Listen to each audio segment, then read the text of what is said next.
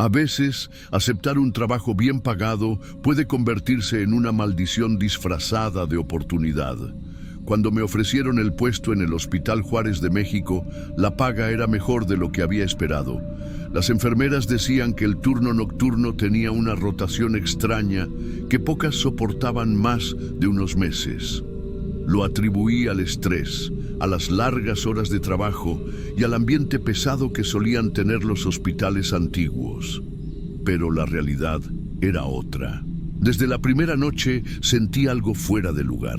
No era el cansancio ni la rutina, era el ambiente. El silencio era demasiado profundo, el aire más frío de lo normal, y en ciertos pasillos había un olor extraño, una mezcla de desinfectante y algo podrido. Mi compañera de turno, Carmen, una mujer mayor con años de experiencia, me dio una advertencia sin mirarme a los ojos.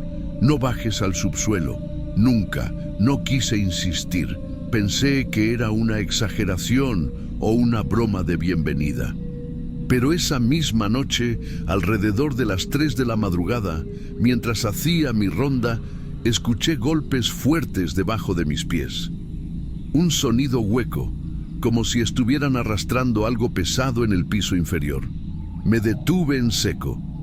El hospital era grande, pero el subsuelo estaba cerrado con llave. Nadie podía estar ahí, o al menos eso era lo que creía. Mi primera reacción fue pensar que alguien había entrado sin permiso. Tal vez un paciente desorientado, tal vez un indigente que se había colado en el hospital.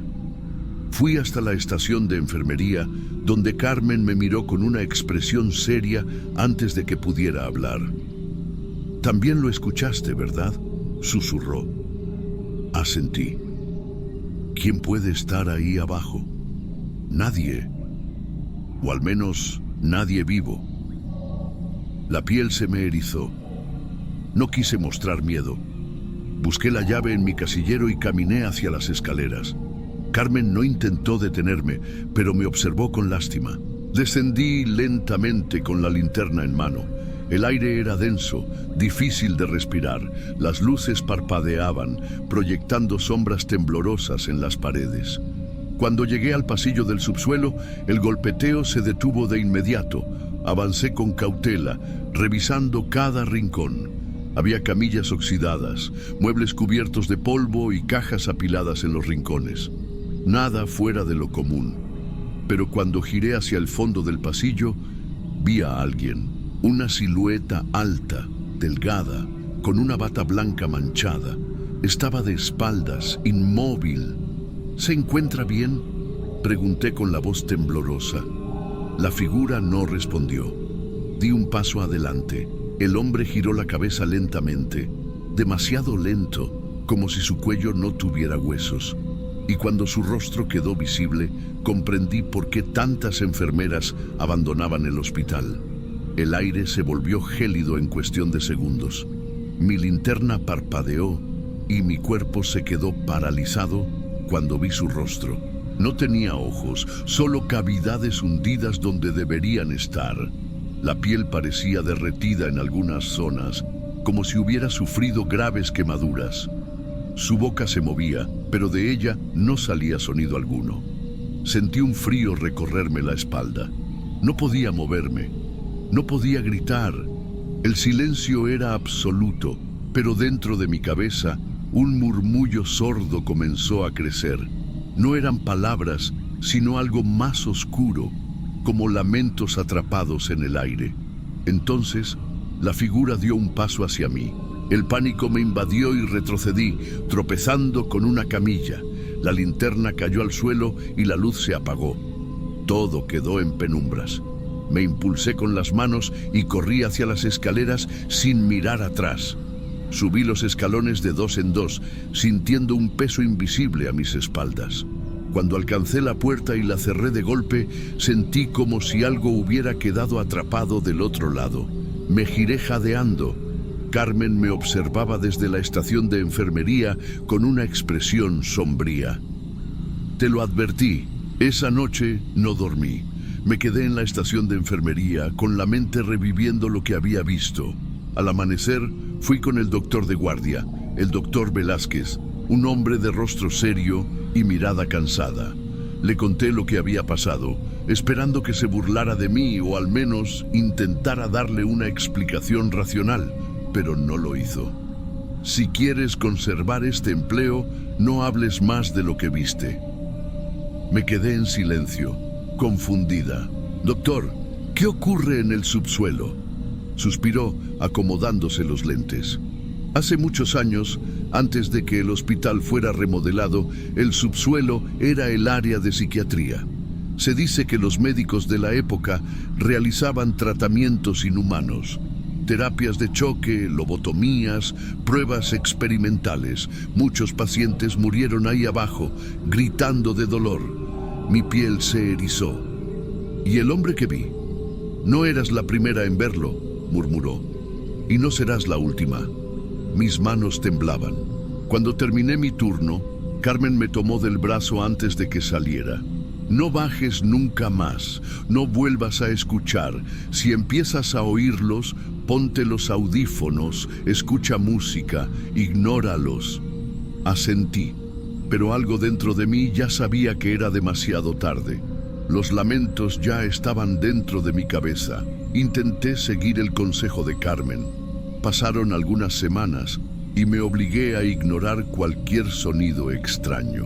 Usaba audífonos durante mis rondas, evitaba acercarme a las escaleras del subsuelo y fingía que todo estaba bien.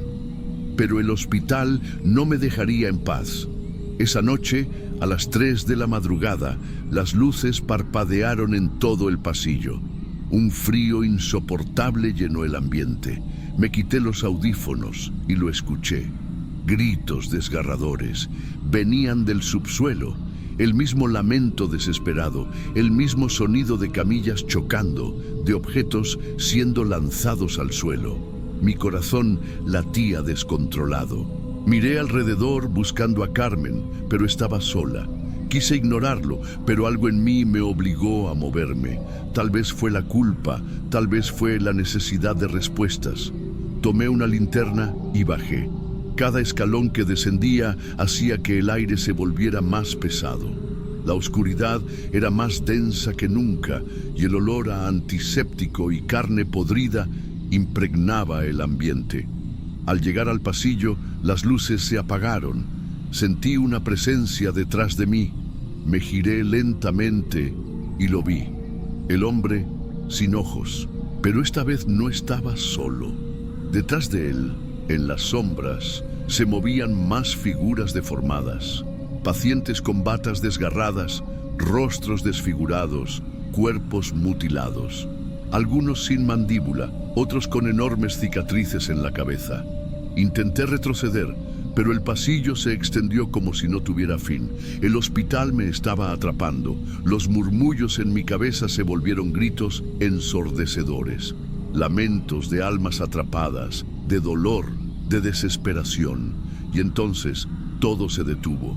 La luz del pasillo parpadeó una última vez y de pronto desperté en el suelo del hospital. Carmen y el doctor Velázquez estaban junto a mí. ¿Qué hiciste?, susurró Carmen con el rostro pálido.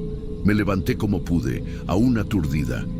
Ellos están ahí abajo, siguen ahí. El doctor Velázquez no dijo nada, solo me ayudó a ponerme de pie. Esa misma mañana renuncié. Salí del hospital sin mirar atrás, pero el silencio sepulcral en los pasillos me acompañó hasta la puerta. Pensé que todo había terminado, pero no fue así. Semanas después recibí una llamada de un número desconocido. Enfermera, susurró una voz distorsionada. Todavía estamos aquí.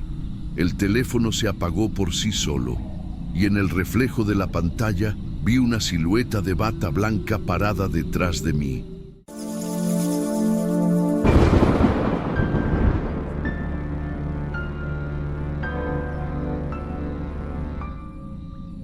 Apenas llevaba unas semanas en el Hospital General de México cuando me asignaron el turno nocturno. Al principio me costó acostumbrarme. El sueño era insoportable y las horas parecían eternas. pero poco a poco me fui adaptando a la rutina. Aquella noche, al llegar, mi supervisora me avisó que teníamos una paciente nueva en el cuarto 306. No le di mucha importancia, pues el hospital recibía ingresos constantemente. Sin embargo, al entrar en la habitación para presentarme, algo me hizo sentir un escalofrío inmediato. La paciente se llamaba Doña Elvira, una mujer de 70 años con una enfermedad hepática avanzada. Su piel estaba pálida, casi grisácea, y su cabello blanco caía en mechones desordenados sobre sus hombros. Pero lo más perturbador era su mirada, fría, penetrante, con un aire de desprecio que me hizo sentir como si le hubiera caído mal desde el primer segundo. Buenas noches, doña Elvira. Soy Carlos, su enfermero. Estoy aquí para ayudarla, dije con amabilidad. No respondió, solo me observó con esos ojos oscuros y profundos, sin parpadear. Apreté la jeringa en mi mano, listo para administrarle su medicamento, pero en cuanto toqué su brazo, sentí un escalofrío recorrerme la espalda. «¡No me toque!», gruñó con una voz rasposa. Decidí no insistir. Simplemente hice mi trabajo y salí de la habitación con una sensación extraña, como si algo invisible hubiera quedado pegado a mi piel. Las noches en el hospital solían ser tranquilas, aunque siempre había pacientes que se quejaban o llamaban a los enfermeros. Sin embargo, la tercera noche que atendí a doña Elvira, algo distinto ocurrió. Mientras caminaba por el pasillo, escuché risas provenientes del cuarto 306. Me detuve en seco. Al principio pensé que su hija había ido a visitarla, pero al revisar el reloj me di cuenta de que ya pasaban de las 11 de la noche y a esa hora no permitían visitas. Me acerqué lentamente y entreabrí la puerta. Elvira estaba sola. Pero lo más perturbador era que aún podía escuchar la risa. No era la suya. Un escalofrío me recorrió el cuerpo entero. Tragué saliva y me obligué a entrar. ¿Con quién está hablando, señora?, pregunté, tratando de sonar tranquilo. Elvira sonrió, mostrando unos dientes amarillentos y desgastados. «Él siempre está aquí», susurró. No quise preguntar más. Le administré la inyección y salí lo más rápido que pude, pero en mi mente esa frase quedó grabada como una advertencia silenciosa. Horas después, mientras estaba en la cafetería, un compañero se acercó con el rostro pálido. «Carlos, ¿has escuchado a la paciente del 306 hablar sola?», asentí, sintiendo un escalofrío. «Hace un rato pasé por ahí y la escuché riéndose con alguien», continuó. «Pero cuando entré, no había nadie. El miedo me golpeó el estómago como un puño invisible. Esa noche, supe que algo estaba mal en ese cuarto. La cuarta noche, algo en mí me decía que no debía acercarme al cuarto 306, pero mi trabajo me obligaba a hacerlo. Mientras caminaba por el pasillo, la sensación de inquietud aumentaba con cada paso. Al llegar, decidí no entrar de inmediato. En lugar de eso, pegué mi oído contra la puerta. Silencio. Pero justo cuando pensaba que todo estaba en mi imaginación, un golpe brutal sacudió la puerta con tal fuerza que me hizo retroceder. Un escalofrío helado recorrió mi espalda. Abrí la puerta de golpe, esperando encontrar a alguien más en la habitación. Pero ahí estaba ella, acostada en su cama, con una sonrisa burlona en el rostro.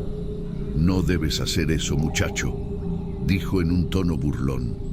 Mi corazón latía acelerado. ¿Qué fue ese ruido? Elvira entrecerró los ojos y su sonrisa se ensanchó. «Fue mi amigo. Le molestó que espiaras». Sentí la garganta seca. «¿Qué amigo?», pregunté con más curiosidad que miedo. Ella me miró fijamente. Sus ojos oscuros reflejaban algo más allá de la locura. «Satanás». Un frío aterrador me recorrió el cuerpo. La piel de mis brazos se erizó como si un viento gélido me atravesara. Pero lo peor fue lo que dijo después. Hoy va a morir el paciente más joven de este hospital. Mi mente se nubló por un segundo. No sabía si responderle, gritarle o simplemente salir corriendo. Opté por lo último. A la mañana siguiente, cuando llegué al hospital, un grupo de enfermeros estaba reunido en recepción. Había un ambiente pesado en el aire. Entre ellos vi a mi amiga Sandra con los ojos enrojecidos por el llanto. ¿Qué pasó?, pregunté con temor. Ella me miró y su voz tembló al responder. Un bebé prematuro falleció en la madrugada. Mi cuerpo entero se paralizó. Era imposible, o más bien era demasiado exacto. El paciente más joven del hospital. Recordé la sonrisa de Elvira, sus palabras retumbando en mi cabeza como una sentencia inquebrantable. No quería creerlo, pero ¿cómo ignorar aquella coincidencia? Toda la noche anterior, ella había estado sonriendo, como si supiera lo que iba a pasar. Al final de mi turno, tuve que reunir valor para entrar al cuarto 306. Elvira estaba despierta, esperándome. ¿Lo viste?, susurró con satisfacción. No respondí. No podía, pero ella sabía que tenía miedo, y lo disfrutaba. El miedo se había instalado en mí como un veneno silencioso. Cada vez que pasaba cerca del cuarto 306, sentía el peso de la mirada de Elvira, como si pudiera leer mis pensamientos. Ya no me hablaba con desprecio, ni siquiera con burla. Ahora simplemente sonreía. Una sonrisa cínica, como si disfrutara de mi terror. Esa noche, cuando finalmente reuní el valor para entrar, noté que su habitación estaba más fría de lo normal. El aire se sentía denso, pesado, como si algo invisible flotara en el ambiente. No quise hablarle, pero ella lo hizo primero. «Hoy vendrá mi hija», dijo, casi divertida. «Quizá te pueda aclarar algunas dudas». No supe qué responder. Solo me apresuré a administrarle su medicamento y salí del cuarto sintiendo un escalofrío en la nuca. Horas después, su hija llegó. Era una mujer amable, muy distinta a su madre. Me acerqué a ella y le conté todo lo que había pasado en esas noches. Para mi sorpresa, no se sorprendió. «Lo siento mucho si te hizo pasar un mal rato», dijo con un suspiro. «No debería estar aquí, pero no tuve opción». Fruncí el ceño. «¿Por qué dice eso?». Su expresión se oscureció. «Mi madre nunca ha creído en la medicina. Siempre ha tenido otros métodos. Es una bruja, Carlos. Desde joven ha hecho pactos para mantenerse con vida. Sentí que el suelo se hundía bajo mis pies». «¿Pactos?», susurré, temiendo la respuesta. La mujer asintió con pesar. Cada vez que se enferma, algo o alguien debe pagar el precio. Un sudor frío me recorrió el cuerpo. Todo tenía sentido ahora. Los bebés, las risas en la noche, la forma en que su enfermedad parecía no avanzar mientras otros perdían la vida. Cuando volví al cuarto 306 esa noche, ya no tenía dudas sobre lo que estaba ocurriendo. Elvira me miró con satisfacción, como si supiera lo que su hija me había contado. «Mañana me voy», anunció de repente. «Solo falta entregar otra alma joven». Sentí una presión en el pecho. Salí de la habitación sin decir una palabra. Mi turno transcurrió con una ansiedad insoportable. A cada momento revisaba la sala de neonatos, esperando que nada malo pasara. Pero a las 5 de la mañana, el silencio del hospital se rompió con el llanto desgarrador de una enfermera. Corrí hasta la sala de incubadoras. Un bebé prematuro había fallecido repentinamente. El estómago se me hizo un nudo. Mi piel se enfrió hasta el punto de doler. Elvira había cumplido su palabra. Me fui a casa esa mañana con la sensación de que mi propia alma se había quedado atrapada en aquel hospital. Cuando volví en la noche, mis compañeros me recibieron con una sonrisa. «Buenas noticias», me dijo uno de ellos. La anciana del 306 ya no está. Recibió el alta hoy. Mi cuerpo se paralizó. ¿Cómo que se fue? Sí, dicen que su estado mejoró milagrosamente. No respondí. Solo sentí un terror indescriptible recorrer mi espalda, porque ahora sabía la verdad. Ella nunca estuvo enferma. Simplemente había estado esperando la próxima alma que pudiera entregar.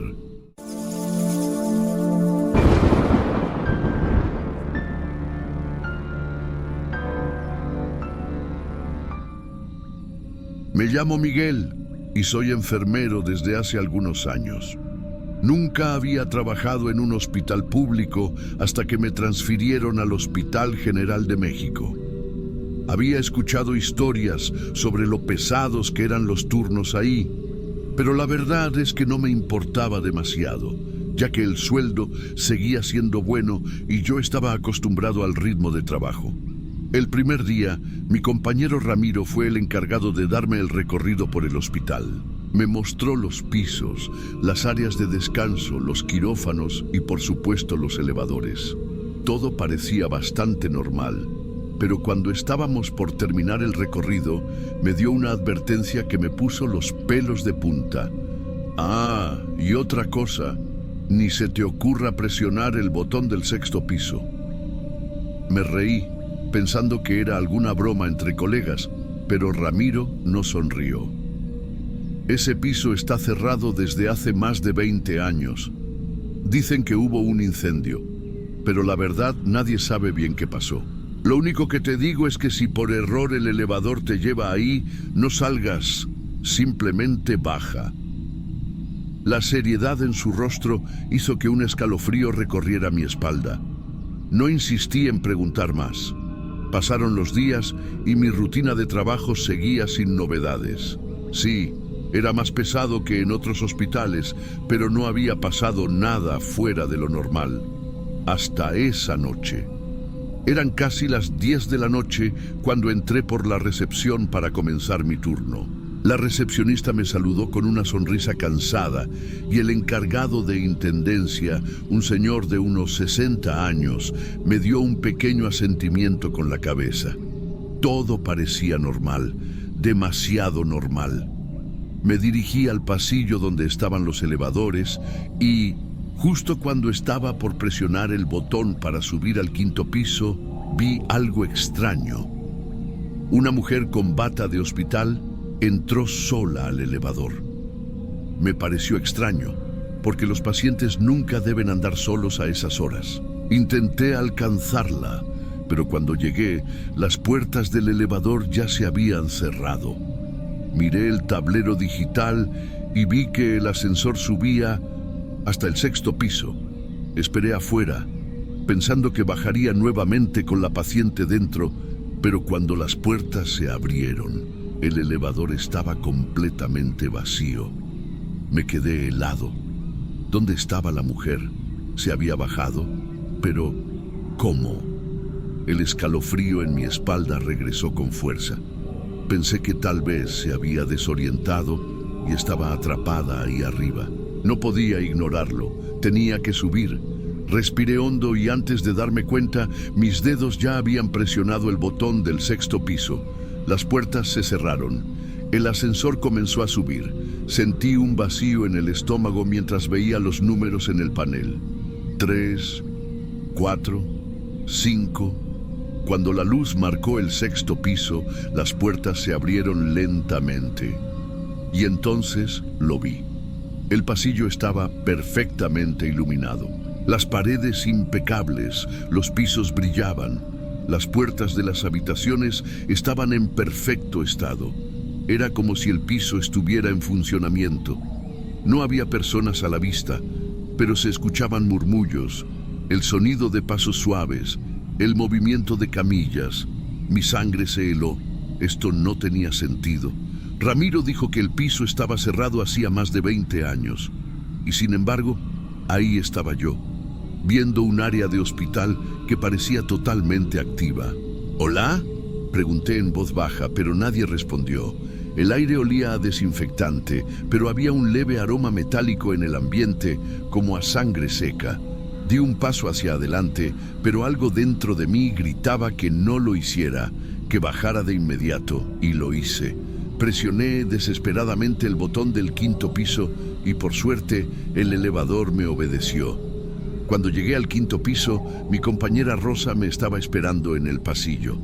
«Miguel, ¿qué te pasa? Estás pálido». Sin pensarlo, le conté lo que había visto.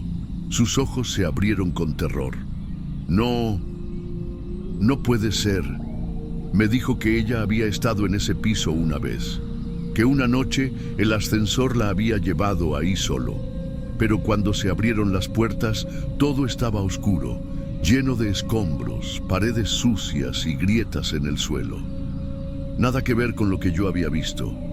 Nos quedamos en silencio por un momento, hasta que Rosa me miró y dijo algo que me heló la sangre. «Tenemos que volver, pero esta vez los dos juntos». Esperamos hasta las 4 de la mañana cuando sabíamos que nadie nos vería. Nos aseguramos de que el pasillo estuviera vacío y entramos al ascensor.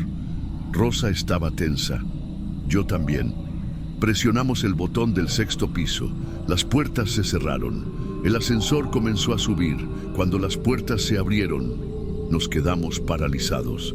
El 6º piso estaba completamente destruido. Las luces estaban apagadas. Todo estaba en ruinas. El olor a humedad y putrefacción era asfixiante. «¡No puede ser!», susurré con la piel erizada. Era exactamente como Rosa lo había descrito antes. No había ni rastro del hospital limpio y en funcionamiento que yo había visto. Entonces, algo peor pasó. El elevador se cerró solo. Intenté presionar el botón para bajar, pero no funcionaba.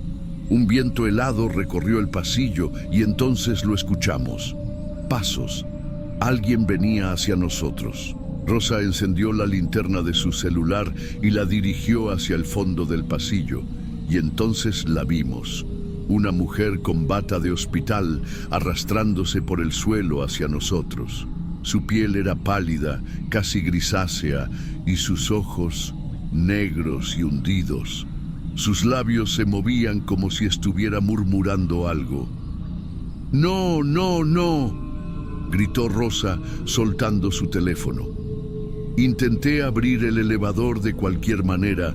Presioné todos los botones con desesperación. La mujer estaba cada vez más cerca. Cuando ya casi podía tocarme, el ascensor se cerró de golpe y bajamos. Cuando las puertas se abrieron en recepción, corrimos. Rosa fue directo a encarar a la recepcionista, gritándole por qué no había respondido cuando intentamos pedir ayuda. Pero la recepcionista solo la miró confundida. Yo nunca recibí ninguna llamada del elevador. La voz de la recepcionista era más grave que la que habíamos escuchado en el intercomunicador. Entonces, Rosa revisó la hora en su celular y su rostro perdió todo el color. «No puede ser. Apenas eran las 4 de la mañana, el mismo momento en el que habíamos subido. Habíamos estado atrapados en el 6º piso por más de 1 hora, pero el tiempo no había pasado. Nunca supimos qué nos pasó exactamente esa noche. Nunca hablamos de eso con nadie más. Lo único que sí sé es que desde ese día jamás volví a pisar el 6º piso».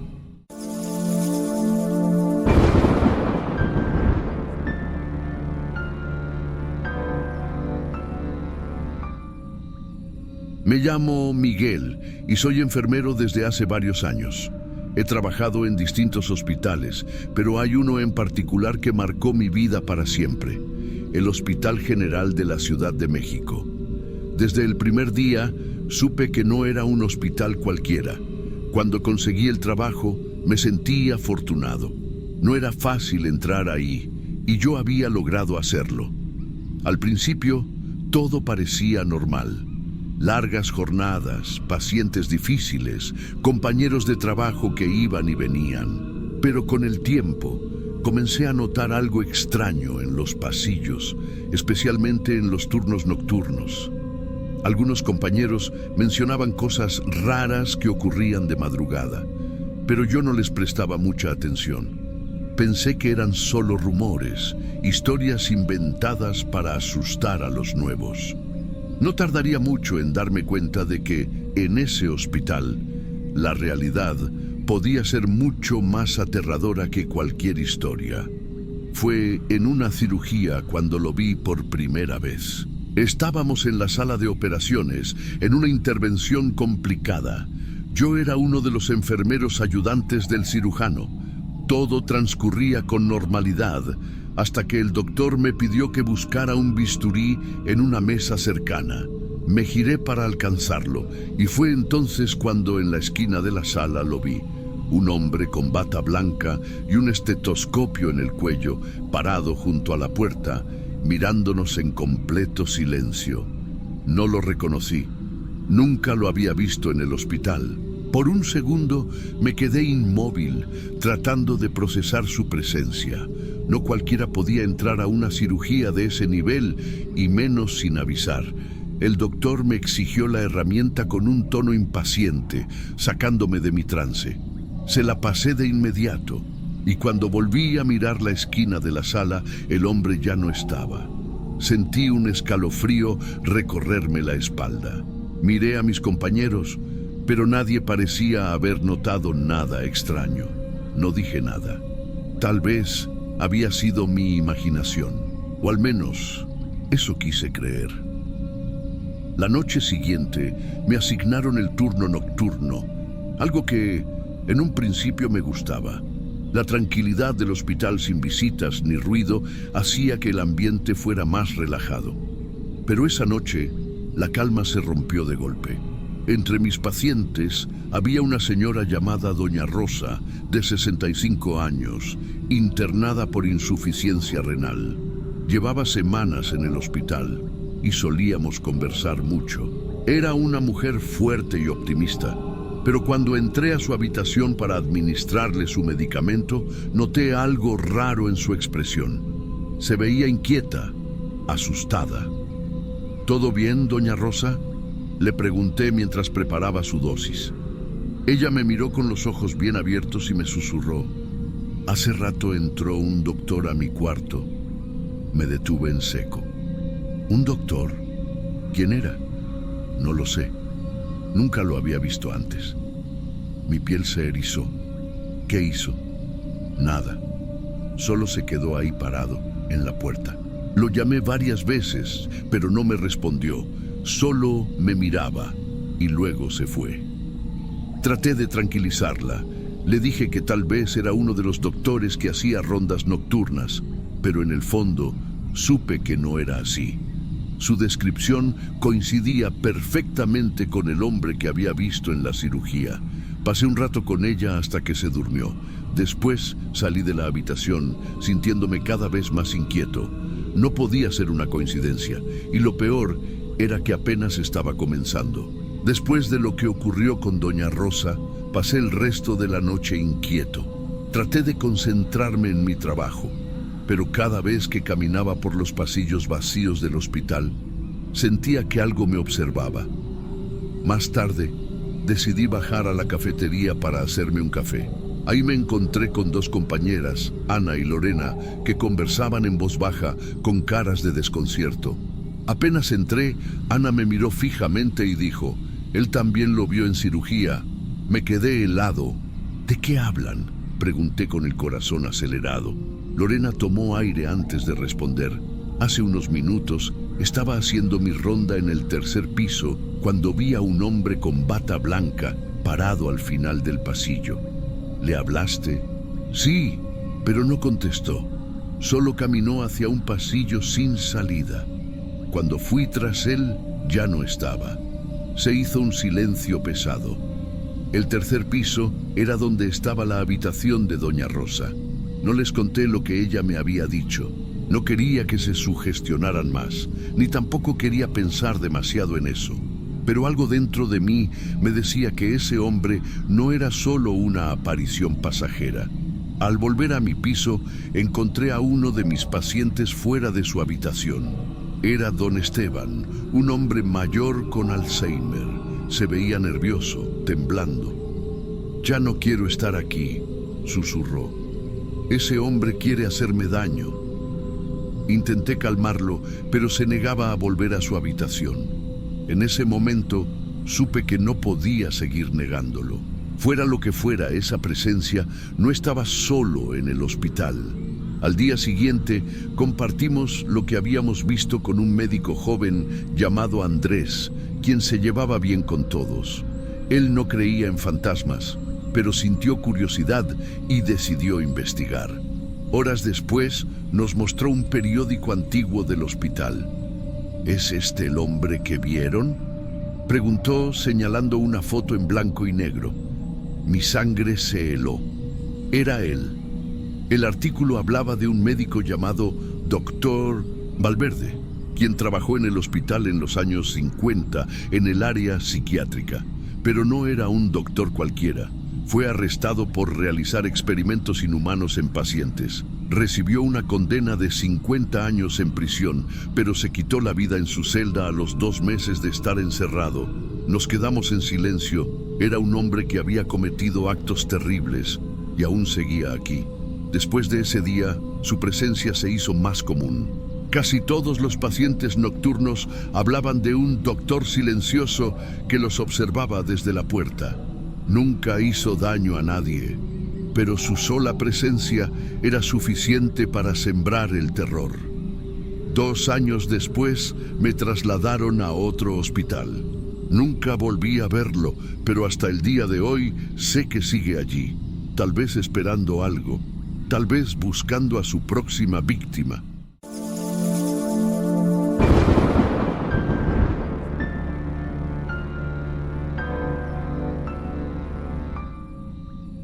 No importaba cuántos turnos hubiera hecho antes, la sensación de vacío en los pasillos del Hospital General de la Ciudad de México durante la madrugada era algo a lo que nunca lograba acostumbrarme. Las luces parpadeaban a intervalos irregulares y el eco de mis pasos resonaba con demasiada claridad.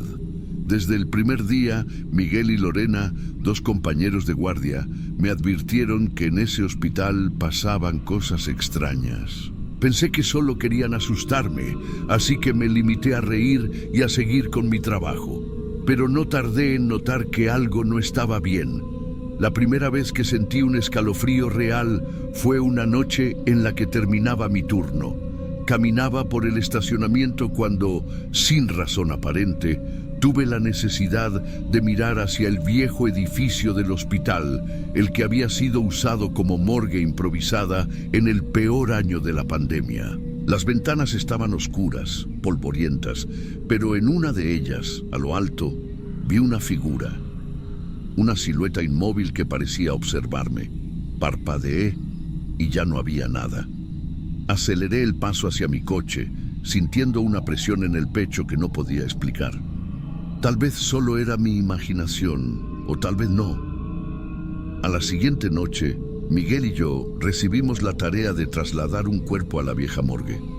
No me gustaba ese lugar. Desde que lo usaron para almacenar cuerpos en el 2020, nadie quería entrar ahí. La luz era tenue, los pasillos largos y fríos, y el olor a desinfectante y humedad se impregnaba en la piel. Mientras empujábamos la camilla, el sonido de las ruedas chirriando contra el suelo parecía amplificarse. Pero de pronto, otro ruido se mezcló con el nuestro. Algo se arrastraba dentro de la morgue. Miguel soltó una risa nerviosa. «Tal vez sea un gato», murmuró, pero en su voz se notaba que él tampoco lo creía. Entramos en la sala, dejando el cuerpo sobre una de las camillas metálicas. No había nadie. Solo las sábanas blancas cubriendo los cuerpos en reposo. De repente, la luz titiló y se apagó por completo. En la oscuridad se escuchó una respiración profunda. No era la mía. No era la de Miguel. La luz volvió, parpadeando. Nada se movía, salvo una camilla en la esquina de la sala. Se deslizó unos centímetros por sí sola. El silencio se volvió insoportable. Miguel y yo salimos casi corriendo de ahí. Esta vez su risa se había apagado. Las noches en el hospital siempre eran pesadas, pero esa en particular se sintió interminable. Una de nuestras pacientes, doña Esperanza, comenzó a gritar con una desesperación que erizó la piel de todos los que la escuchamos. Corrimos a su habitación pensando que había sufrido una crisis, pero lo que encontramos nos dejó helados. La mujer estaba sentada en la cama, con los ojos abiertos de par en par y el rostro completamente pálido. Sus manos temblaban mientras se aferraba a las sábanas. Me querían jalar, sollozó. Había manos saliendo de debajo de la cama. Lorena encendió la luz y revisó el suelo, pero no había nada fuera de lugar. Tratamos de calmar a la señora, diciéndole que seguramente había sido un mal sueño, pero ella negaba con la cabeza. No estoy loca. Sentí cómo me agarraban los tobillos, susurró. No era una persona, no tenía rostro. El monitor cardíaco parpadeó de forma extraña, emitiendo un pitido intermitente que nos hizo estremecer. Alguien más estaba en esa habitación, aunque no podíamos verlo. Esa noche, un enfermero que llevaba años trabajando en el hospital nos contó que antes de la pandemia jamás habían ocurrido cosas así. Solo desde el 2020, cuando comenzaron a usar el edificio abandonado como morgue improvisada, los pacientes hablaban de sombras en sus cuartos, de manos que intentaban llevárselos en la madrugada. Pero lo peor aún estaba por venir. Todo ocurrió unos días después. Era una madrugada tranquila, o al menos eso pensaba. Salí del hospital para ir a la tienda de conveniencia que estaba a una cuadra. Caminé por el estacionamiento, sintiendo el aire frío en la piel. Pero entonces lo escuché, un golpe seco, seguido de otro. Venían del edificio abandonado. Mis pies se detuvieron. No quería mirar, pero mi cuerpo actuó por sí solo. Alcé la vista hacia las pequeñas ventanas superiores. Unas manos golpeaban el cristal. El pánico me envolvió. La sangre me palpitaba en los oídos mientras retrocedía. Pero entonces, una voz rasposa, rota, salió de aquel lugar. ¡Sácanos de aquí! Corrí.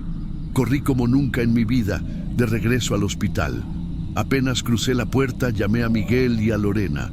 No podían ignorarme esta vez. Les pedí que me acompañaran, que alguien debía estar atrapado ahí dentro. Ellos accedieron, aunque en sus caras no había sorpresa.